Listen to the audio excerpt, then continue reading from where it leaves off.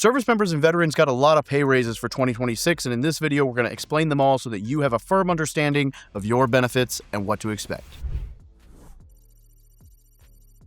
First and foremost, we're going to talk about active duty military pay raises. So all active duty, reserve, and National Guard members are getting a 3.8% pay raise this year, effective January 1st, 2026, which is actually a decent pay raise considering that the 2025 inflation rate ended at about 2.7%.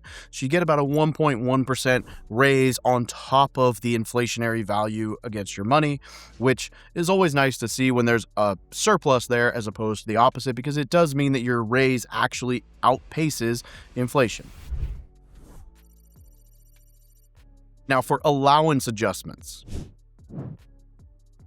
Basic allowance for housing is a little bit more complicated to calculate, but on average across the country, 4.2% is what BAH is going to go up. Now, if you're unfamiliar, the basic allowance for housing is actually a very detailed analysis and underwriting for how they come up with that. So it's not just, we think this looks good in your area. They do a nationwide, every county, every zip code, every whatever assessment on housing prices. And so some areas will probably go down and some areas will probably go up. I've done some detailed videos on this, but just so you do know, if you get to a duty station, say in October of 2025, and then BAH in your area goes down to $200 a month in that area 2 months later, January 1st, 2026, you actually don't get affected.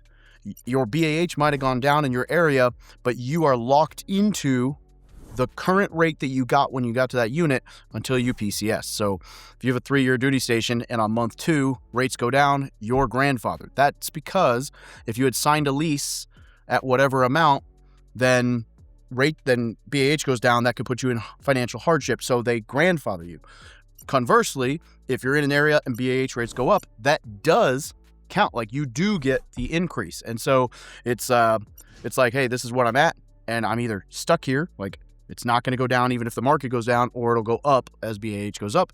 So they do try to make it reasonable in that case. If you guys want, tell me in the comments and I will make a new video on BAH and how it works. But I do want to say this.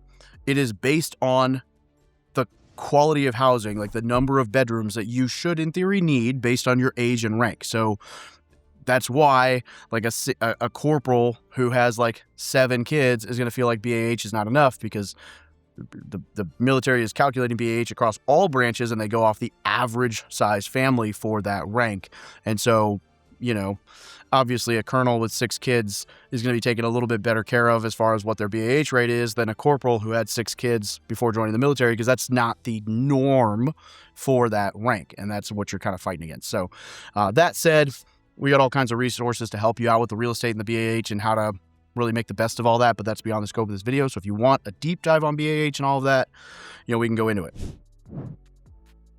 Basic allowance for sustenance, BAS, is scheduled to go up about 2.4%. It's going to kind of depend on your area, but that's what you can kind of expect. So that's your food allowance, essentially, if you're not eating in the chow hall. Family separation and other allowances are scheduled to go from $250 to $300 a month, which is, that's kind of on the low end, but that's still nice because it is an extra $50, which, by the way, that comes out to about a 20% increase over last year, which is significant, even if it's only $50. Fast cars, but no cash. Not in our circle. You see, the War Room gives you the tools to dominate your finances. So if you want in, scan the code, click the link in the description. Now, it's worth at least mentioning the $1,776 Warrior Dividend that you all received if you were on active duty in December, because I made a video on my Instagram talking about that, and, it got politically charged and everybody was like, it's a scam and whatever, but you did receive it, so that is a one-time decent chunk of change for anybody who met the requirements for it. Now, some military retirees and veteran benefits like cost of living allowance. The cost of living allowance went up 2.8% for 2026 for veterans and disability pay. And that 2.8% is going to affect your disability pay and your cost of living associated with that, which is, again, decent, because if inflation was 2.7%, you get 2.8%. Now I get it. It's not a huge, it's 0.1% actual gain, right?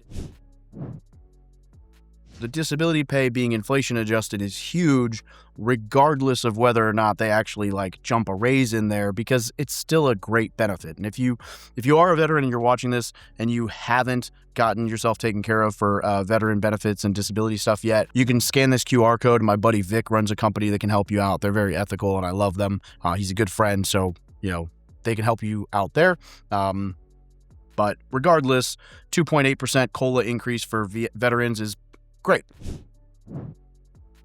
Same with military retirement pay. They also saw a 2.8% cost of living adjustment on the retirement pay. So if you're disabled and retired, you got both of those on both sides. And then the surviving spouse dependency and indemnity compensation, or